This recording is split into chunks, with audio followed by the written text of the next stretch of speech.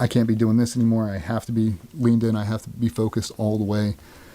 And we started gearing up for that workup. And the moment he dropped in, it was like everybody elevated 10 notches. As soon as he came in, it was like, you talk about like the energy.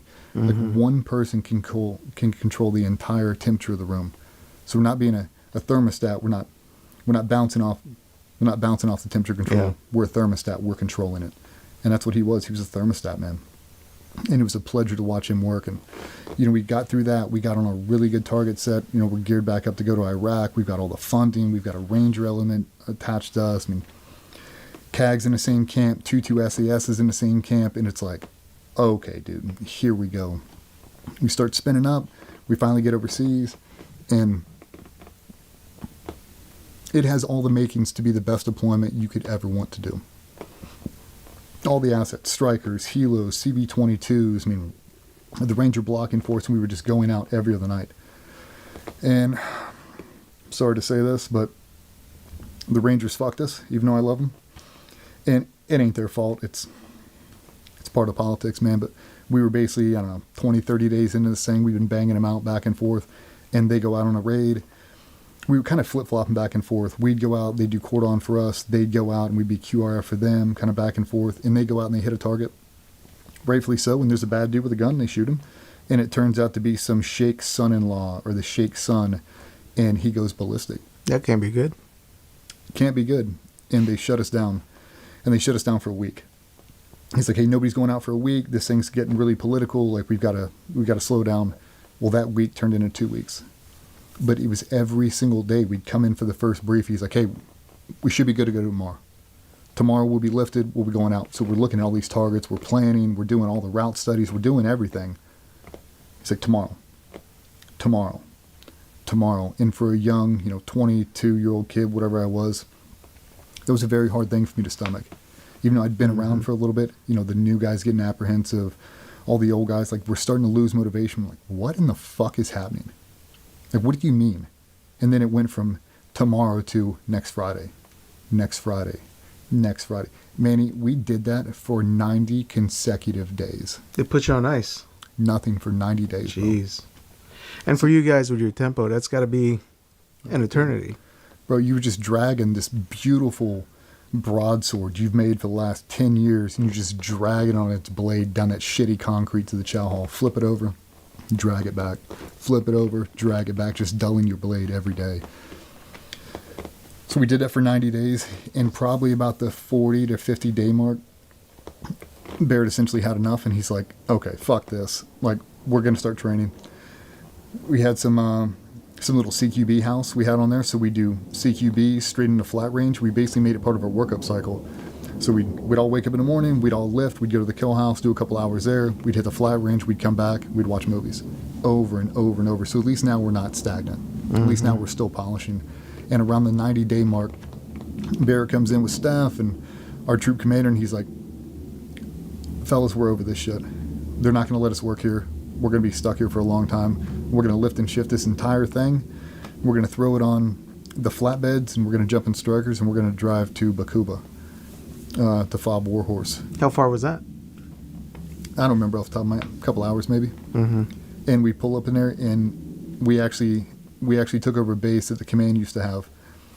And, you pull in this compound, you're seeing all the huts, and because I'd grown up in the teams, a lot of the guys that had died before, you see the deployment pictures, and it's in that camp. Like, they're around that fire pit. That's their gym. And now we're inside of the same thing. So it felt like home. Like, you're sleeping in guys' beds and all that kind of stuff. And it was super cool, and we got on a really good target set and really started to pick up momentum and going out every night. And, it really got to show you all the assets. And, for me, it was everything I ever wanted. It wasn't ultra kinetic every single night, but because of Barrett and the meticulous nature and the way we were doing the targets, I probably learned more on that deployment than I have on any other one, because I was just spoon feeding everything he was saying, and it really put me on my ass for a little bit. Like, if I never would have met him, if he never would have came in here, where would I be? And I look back at it now, like, if he never would have walked in at high bay, and we would have kept with the original two dudes, where would I be at right now? Probably not sitting here. Like, he truly changed my life. He changed my entire perspective on everything. So, you know, we're chipping away at that thing, and the whole time I'm mulling this thing over, like, I want to screen, I want to do this, I've already screened, now I've screened positive, and now I'm just talking to B-Rad. I'm like, what's the training, what I need to prepare for, what I need to do for this, and he basically mapped out the whole progression for us. Like, flat range needs to be this, your CQB needs to be this, your jumping, your wind tunnel time, all of this is what it is. And we really started training for it. Like, while we're on deployment, like, really getting philosophical with it. Like, how far are you willing to go, that ultra commitment, like that burn the ships moment. Like, there's no plan B for me. I'm going all the way, and that's what I always said. I just want one day in selection. And if I don't make it, that's cool. I just want one day. I want one day to see if I'm good enough. I kind of took that entire mindset all the way through, and I thank Barrett for that. So now, you know, we always talk about the role model thing now with guys, and when you have that ability to be that role model for someone else and you don't know how to do it, just develop that little Herculean figure in the back of your mind. How would they talk? How would they look? What's their physical presence like? How do they perform? How do they articulate their speech? How do they make the group feel? How's their energy level? All those different things. You have to make yourself that guy, because you never know who's looking at you to be that role model. A lot of times guys don't realize they are that role model for somebody behind them, and then they lose focus, and they start to fizzle out, and they start to die out, and lose motivation. It's like, for anything, you got to foster that motivation for that dude. And that's what Barrett did for me. That's what he did for everybody else. I'm just so thankful I had the ability to work under that guy. It changed my life. Well, let's rewind back to the previous platoon chief before Barrett. How was that environment like, as far as the culture itself? I'll tell you. There's a thing in the teams, and I know SF has it. I know we call it the E5 Mafia. It's like that middle management. You've been here for 2 to 6 years or whatever. You're not in charge, but you're like that middle management. You're kind of like the barn boss. Yeah, you're the ringleader of the E5 Mafia, and I was definitely the ringleader of the E5 Mafia. And I came back from a trip. I forget where I was, and I had just gotten my arm done. And I walked in. Platoon chief is sitting there. Katie introduces me. Steph's in there. And I walk up and I was like, hey, what's going on? I'm DJ. Literally shakes my hand, looks at my arm and goes, do you have a chit for that? Do I have a what? So, did you file a special request chit to get tattoos below the elbow? And I looked at him and went, and I looked over at Steph, and his eyes kind of got real big, and he went, no, I didn't. And he's like, okay, we'll have to talk about it later. Oof. I walked right out of there, walked right in Steph's office, and I went, what the fuck is that? And he went, it's going to be a long 2 years, man. I ain't going to make it with him. And he didn't make it very long. Like, that kind of culture, like, that's what you're worried about right now. Like, right, small stuff. Platoon, you know the platoon you just rolled into. You know what we just survived. You know what we just came back through. And that's what your focus is? Do I have an administrative chit to get a tattoo below my elbow? That's what your focus is? Nah, dude. That ain't the culture I want to be a part of. That's not the culture we want to be a part of. And, you know, steal that line from Brad Gary.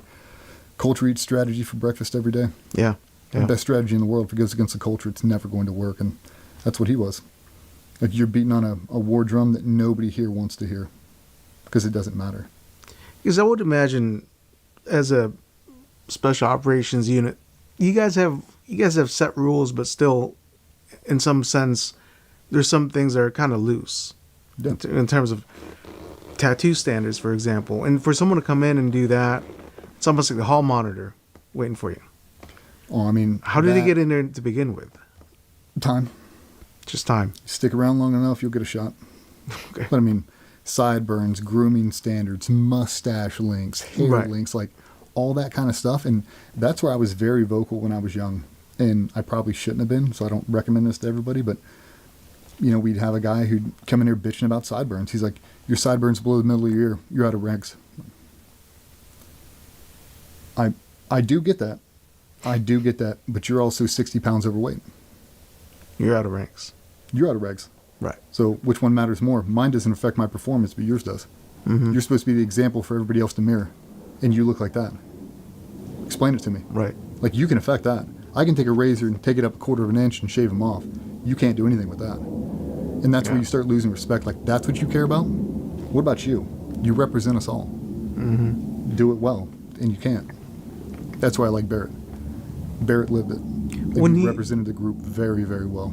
Right. When he walked in, you said it was like an aura about him.